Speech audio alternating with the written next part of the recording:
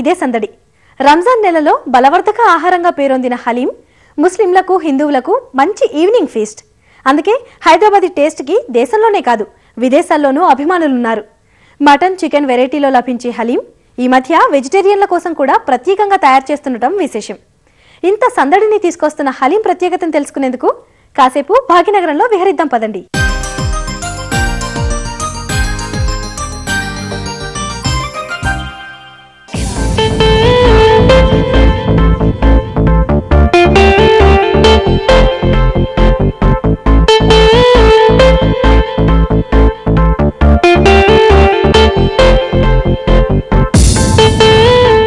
मेरा नाम मोहम्मद अब्दुल मजीद है। इसके जो मैन्युफैक्चरिंग का जो हलीम का जो वे है ये 12 आवर्स का मेथड है। इसके अंदर 12 आवर्स के अंदर जो हलीम जो प्रिपरेशन होता है मैक्सिमम उसके लिए 4 आवर्स इसके बॉइलिंग के लिए होता है, 2 आवर्स इसके दम करने के लिए होता है और 3 आवर्स इसके जो मसाले जो इंग्रेडिएंट डालते हैं उसके लिए होता है। टोटल इसका प्रोसेस 12 आवर्स का होता है।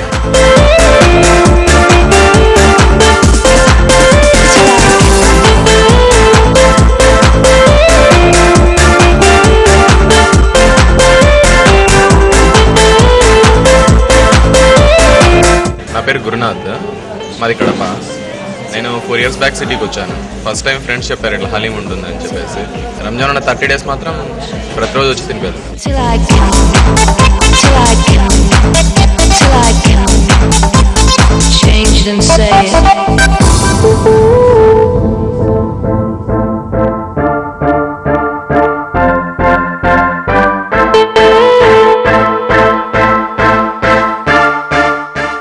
పేరు ప్రకాష్ అండి.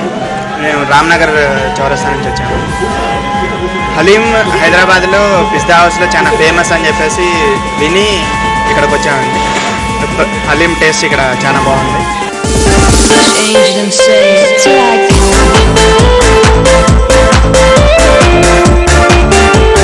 फराह है मेरा नाम और यहाँ का टेस्ट अच्छा है. मैं पहली बार खा रही हूँ.